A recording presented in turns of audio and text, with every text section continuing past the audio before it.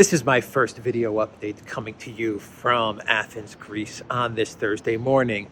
Let's talk about some news and let's do a quick update with regards to the Pirate of Brussels' admission yesterday during a statement that there have been 100,000, and I quote, 100,000 Ukrainian officer casualties in this conflict with Russia. 100,000 Ukrainian officer casualties is what she said. Military officer casualties. That is what she said the other day during a statement that she made that went viral. And then the European Union, they scrubbed the video. They took down the video. They edited that part out. Then they re-uploaded it with that part out, and it's just caused a complete PR mess for the European Union. And you have all kinds of collective West officials trying to explain away the Pirate of Brussels' statement with regards to the casualty numbers suffered by the Ukraine military. And once again, Ursula's statement was that 100,000 military officers. Those are the casualty numbers that she blurted out, that she read from a script out, that she purposefully wanted to put out there. Who knows? There are a lot of theories as to why the Pirate of Brussels revealed those numbers. But you do have a spokeswoman at the European Union trying to explain away this boo-boo that Van der Crazy made. And let me read you what they are saying. And this is coming from RT. The self-censorship was subsequently confirmed, and they're speaking about taking down the video, editing it, removing that sentence of the casualty numbers, and then re-uploading it, which was just a completely bonehead, dumb move. Really, really dumb move. Anyway, it's as if these people in Europe, they don't understand that when you say something and it goes on the internet, well, it's on the internet. I mean, you don't get many do-overs when it comes to the internet, if any. Anyway, this is what's going on here, according to the European Union. The self-censorship was subsequently confirmed, with spokeswoman Dana Spinett saying the number had been an estimation from external sources and referred to all casualties, those killed and wounded combined. Spinett also thanked everyone who pointed out the inaccuracy in von der Leyen's original speech. Okay, so they admit that they tried to cover it up. Okay, she thanked everyone for pointing out the inaccuracy. Excuse me, EU spokeswoman, the new video that you just uploaded has removed the line about the 100,000 casualties that was in the original video. What's going on there? Thank you for pointing out the inaccuracy of between the two videos. Anyway, if you believe this excuse that the Pirate of Brussels was just providing, quote, an estimation from external sources and that she was referring to all casualties killed and wounded, if you believe that, I have got a Greek, here you go, I've got two Greek padlocks, really big padlocks too, by the way, and a chain to sell you. If you buy into that one, look, we all know that one thing's for sure. All of these collective West high-level officials, they get briefed on the numbers from the Pentagon, from the Ukraine Ministry of Defense, from the Elensky regime, from the UK Ministry of Defense. They're getting briefed on the exact numbers of casualties and everything that's going on. I'm sure they're getting briefed on a daily, weekly basis. So they know the exact numbers. But they're trying to say that this was just an estimation.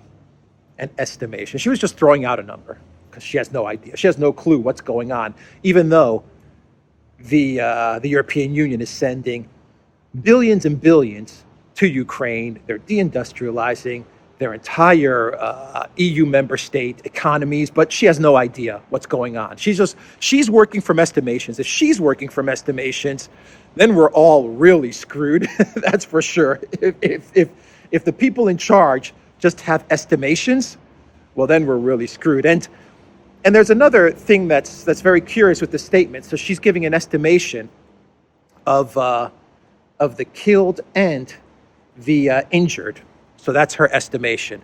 So she is saying that I've just got 100,000. There's 100,000 casualties of killed and wounded.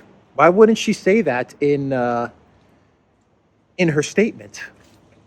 I mean, if she wanted to specify that this is everybody, why would she not say, I'm giving and the estimation? Why wouldn't she phrase it as, and the estimation of casualties, including killed and wounded, is 100,000?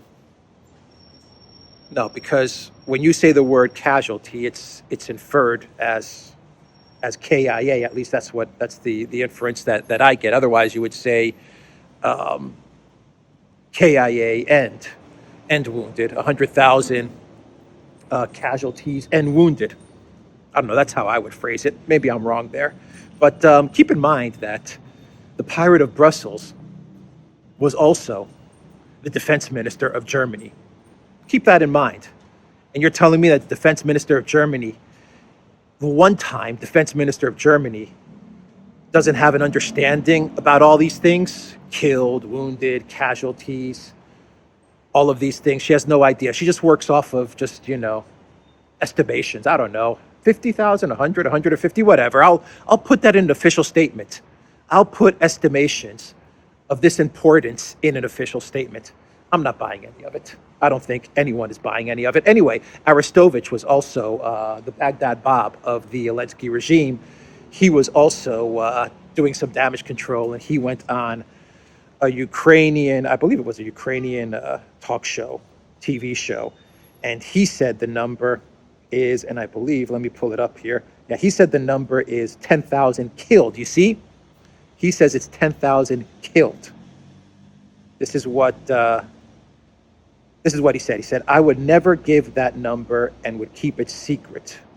That is what Arestovich said on this talk show. So he said 10,000 killed, which, okay, I think that just Mariupol alone was, that's pretty much been confirmed that was 10,000 Azov guys, or at least at a minimum 7,000 Azov guys that were eliminated just in Mariupol alone. So obviously, Arestovich, being the Baghdad Bob, he exaggerates the number way, way down. Anyway, that's the update with regards to the Pirate of Brussels and her blurting out the casualty number, which according to the Pirate of Brussels means wounded and KIA.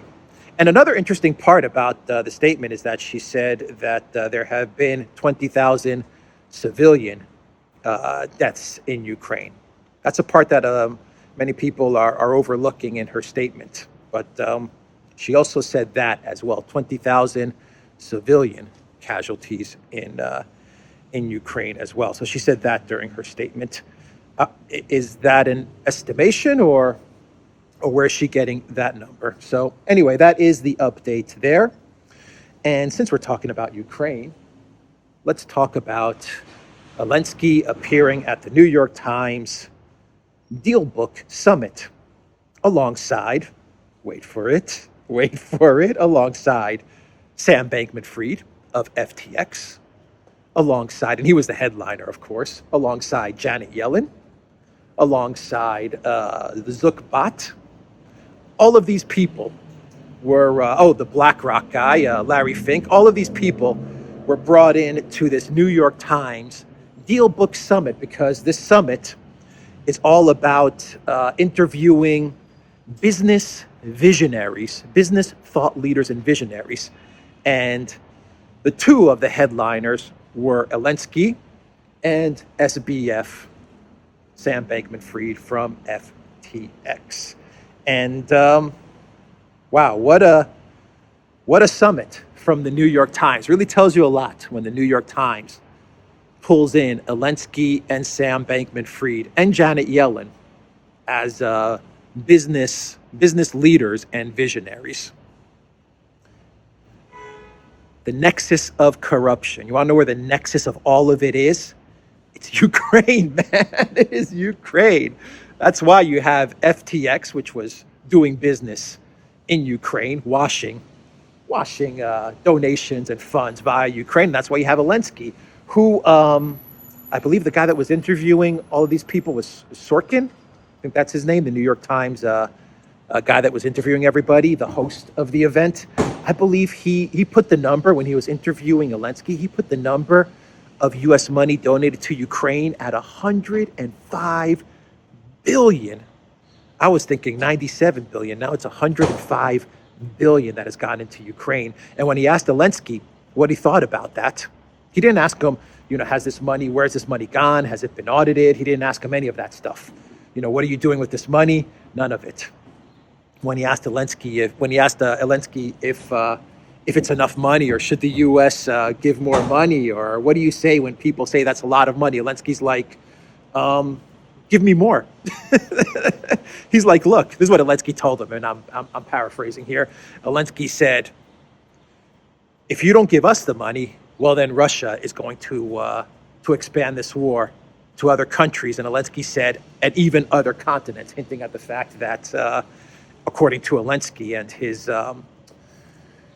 and his how should I put it, his nasally influenced mind, his nasally influenced mind, if you know what I mean, he said he was hinting at the fact, or he was trying to scare the public into buying into the narrative that if the U.S. taxpayer doesn't give all the money they have to Ukraine, well, then Russia is going to invade the United States.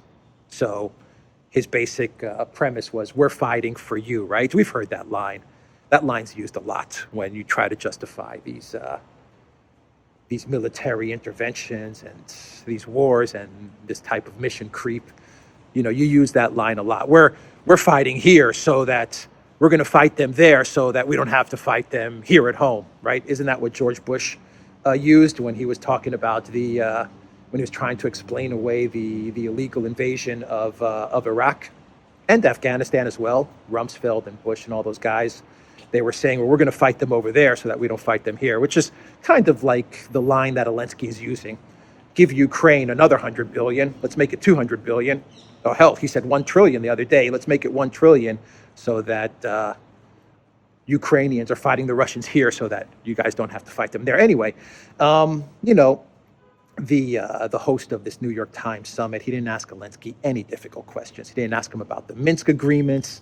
He didn't ask him about where the money's going to. He didn't ask him anything. He didn't even ask him about the van der Leyen statement of 100,000 casualties, which happened, boom, that day. It dropped that day. He could have asked Elensky, what do you make of the 100,000 casualty number? Why aren't you negotiating with Russia? What's happening in Bakhmut? What's happening in the Donbass? What's happening in Marinka? What's happening in Ugledar? Why are you evacuating from Kherson? None of that. None of that whatsoever. So it was a very softball interview, and it was just basically, once again, painting Elensky as a heroic figure for which the American public has to pour in another couple $100 billion to. That was the purpose of that. And then you go into Sam Bankman-Fried and FTX, the guy that was washing, apparently, allegedly, possibly washing so much money via Ukraine. And talk about a softball interview. Basically, Sam Bankman-Fried in this interview, and I'll put a link down below to some videos of this New York Times summit. Basically, Sam Bankman-Fried is the victim here. He's the victim. That's what they made it out to be like. He's the victim. Why is this guy not arrested yet? Why is this guy not in prison yet? Anyway, Sam Bankman-Fried was basically saying, it's not my fault. What could I do? I didn't know that anything was going on. I didn't know that commingling of funds was going on. In other words, I didn't know that FTX was investing in his other company, Alameda, and all this money, $8 billion of investor money was being commingled in other companies. He laid the blame on that CEO who I think he was hooking up with, from what I understand. I'm not sure what the story is with those two, but he put the blame on her and said that she was that's what he was inferring. She was the one that was up to no good. He had no clue what was going on until November. November is the first day that he found out that all of this was happening and that there was corruption at FTX and Alameda. There was commingling. He had no idea before that. And he was putting the blame on this CEO that he was, and I think he was I think there was all kinds of hooking up going on in the Bahamas. And he put the blame on her. She's now trying to get to Dubai. She's trying to bolt and make her way to Dubai. And Robert Barnes, he's pointed out that she's not going to be safe in Dubai. If the U.S. government really does want to go after her, they can go after her in Dubai. They can get her, but I guess she's thinking that she'll be safe in Dubai. Anyway, let me see some more quotes of Sam Bankman-Fried. And I'm pulling this from Zero Hedge. It appears Sam Bankman-Fried is using the simple jack defense. It's exactly what he was using. Guys, I didn't know. What can I tell you? I had no clue that $8 billion was lost. I had no clue that all this money was being poured into Ukraine and then reshuffled back into the U.S. I had no idea. No idea. He said that Bankman-Fried stated that I didn't ever try to commit fraud on anyone. He said that. He said, I have limited access to data. He's like the founder and the head guy of all these businesses, and he has limited access to data. If you don't know what's going on, who the hell knows what's going on? Is this the Ursula Vander crazy argument? You know, I have no idea. I'm just using an estimation. I'm just using an estimate of casualties. I don't know the real number. If you don't know the real number, who the hell knows the real number? If you don't know, if you didn't have access to the data, who the hell had access to the data then? So that's what he said about that. He was pressed by Sorkin. That's the interviewer. When pressed by Sorkin, Bankman-Fried said, I didn't knowingly commingle funds. Okay. He said that as well. He said that he wasn't running Alameda, which was the company that he was commingling funds with, along with FTX. And he said, I was nervous because of the conflict of interest of being too involved. Interesting there as well. Interesting quote there. Yeah, he was trying to put the blame on, I believe her name is Ellison, was the CEO, his CEO of Alameda, but of which he controlled all of these investments. So yeah, that was the New York Times Deal Book Summit. Very fitting to have Sam Bankman-Fried and Elensky at the same summit. Absolutely fitting to have both of them there. Unfortunately, the purpose of this summit was not to expose these people. That wasn't the purpose of this summit, nor was the purpose of this summit to ask them the difficult questions and to press them for some answers as to what is going on with all of this corruption in Ukraine and at FTX. Now, the purpose of this summit was to provide cover for them, to make them out to be heroes or victims, or just, unsuspecting players, unsuspecting actors in this massive event, in this massive scandal. I had no clue what was going on. That was Sam Bankman-Fried. I had no clue what was going on. When he was asked about whether he was worried about being arrested, he was like, no, not really. He says, there'll be a time for that. I'll try to find the quote. I probably can't find it now. But anyway, I'll put it up on the screen. When he was asked about, do you fear about being arrested for all of this? He was like, right now, not really. I mean, that is the sign. That is the signal of someone who's a sociopath. So that is the New York Times summit. And people were clapping. The audience, $2,500 a ticket from what I understand. The audience was clapping. They were cheering Elensky. They were cheering Sam Bankman-Fried. They were clapping at all of these people like they're heroes. They're visionaries. That is messed up. Anyway, the European Union, it is going after Twitter. It is going after Twitter. And they are going after Musk. Big surprise, real big surprise. So the EU, they are threatening Elon Musk. They are, let's see here. As Elon Musk pledged to run a more fair and transparent Twitter that won't interfere in elections, the EU's Internal Market Commissioner Thierry Breton on Wednesday demanded tougher censorship, reportedly warning that the platform might be banned if it doesn't comply with the bloc's laws. Twitter has failed in trust and safety for a very long time and has interfered in elections, Musk tweeted on Wednesday, responding to claims by former executive Joel Roth, published by Reuters, that his takeover had made the company less safe. Twitter 2.0 will be far more effective, transparent, and even-handed. Within the hour, Breton tweeted that he welcomed Musk's intent to get Twitter 2.0 ready for the EU's Digital Services Act, the DSA, a law scheduled to come into effect in 2024. He added that the platform would have to significantly reinforce content moderation and tackle disinformation, among other things. Breton attached a short video from a call he held with Musk, though without any sound. Basically, this EU law is saying that very large social network platforms, they have to moderate for hate speech. You know, they use the term hate speech. And they have to moderate for hate speech or else they face all kinds of fines and banning and stuff like that.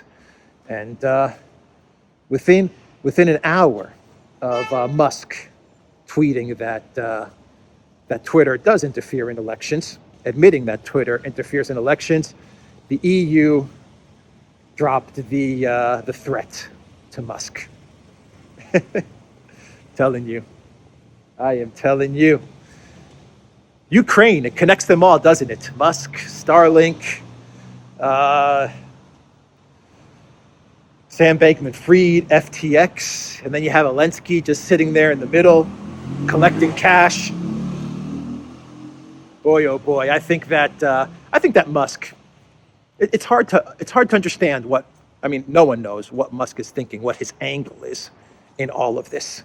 I said yesterday that I believe one of his angles is, look, I've got all this information, and I can use it. I can put this stuff out there. I think that's one of his angles. One of the reasons to own a media company is because with that media company, you get a lot of information and dirt on the political class, on the elite class. You get a lot of power and a lot of leverage over the elite class, and you use that power and leverage. So, as I said yesterday, that is what Musk tweeted as well. Right after my video, his tweet proves that what I said yesterday is true.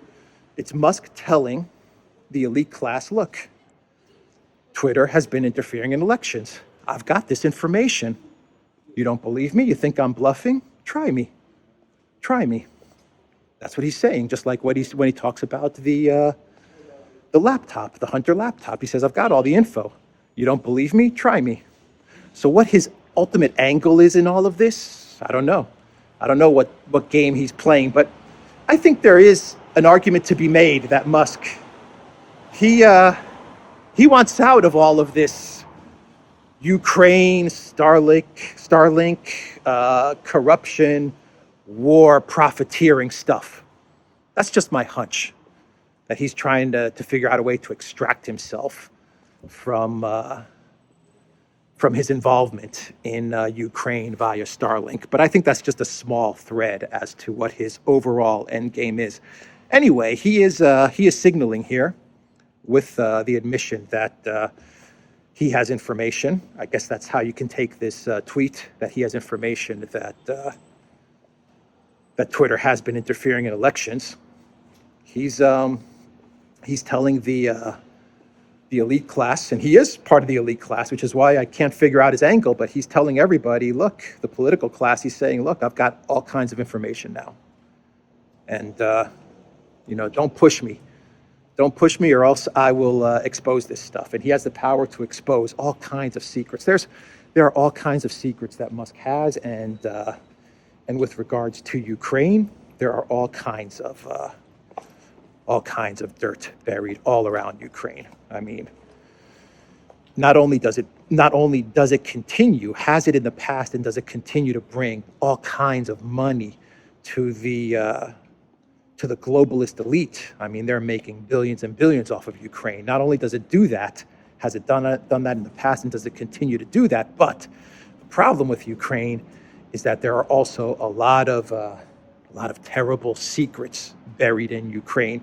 Putin hinted at it when he gave his speech on February 24th before he started the special military operation. He said that there's been all kinds of bad things going on in Ukraine.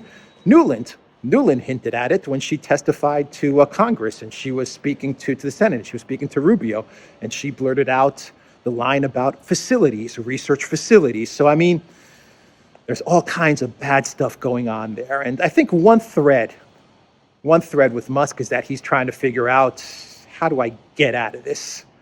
How do I get out of this Ukraine debacle? Because this is a sinking ship that is going to take all kinds of people and countries down. I mean, it's going to take countries down. This is taking the UK down. This is taking Germany down. I mean, Ukraine is sinking countries and economies.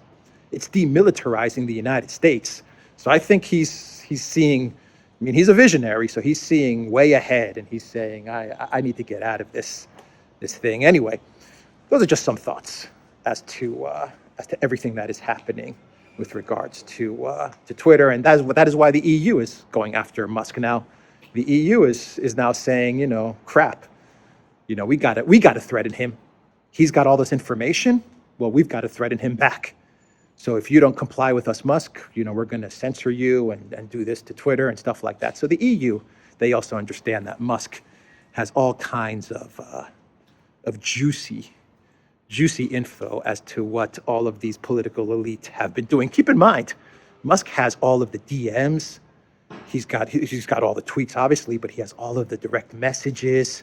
He's got all this stuff.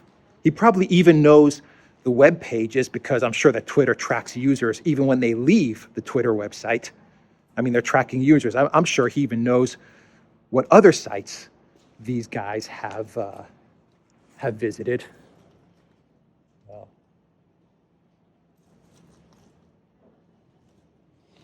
So that is the video, guys. My clown world should be, my clown world is probably this entire video. Well, let me do a clown world. Let me do a real quick clown world here. The whole video is kind of a clown world, especially with the excuse that the EU is giving with regards to Vander Crazy's statement. But let me give you a quick clown world. Let me pull it up here. And it has to do with the Russian McDonald's. So the Russian McDonald's, which is now called Vkusna Tochka, which means just tasty. It's the rebranded Russian McDonald's. It's McDonald's bolted from Russia. This is the new Russian version of McDonald's. Instead of giving toys with a Happy Meal, get this, instead of putting toys in Happy Meals, they are going to be putting books in Happy Meals. This is actually a positive clown world because it's a good idea. I mean, it's a great idea. Instead of toys for the children who are going to get the Happy Meals, they're going to actually get books. Short little books to teach them stuff. So anyway, that is, let me see if I have any more info. As a gift, every kids combo will have one of 14 exclusive books with various puzzles and mazes by the Clever Publishing House, the restaurant chain said, adding that books of this kind contribute to the development of memory, logic, and attention span of children. So I guess you could say this is a positive clown world, a good clown world, a reverse clown world. Anyway, that's the video, guys. The Duran.locals.com.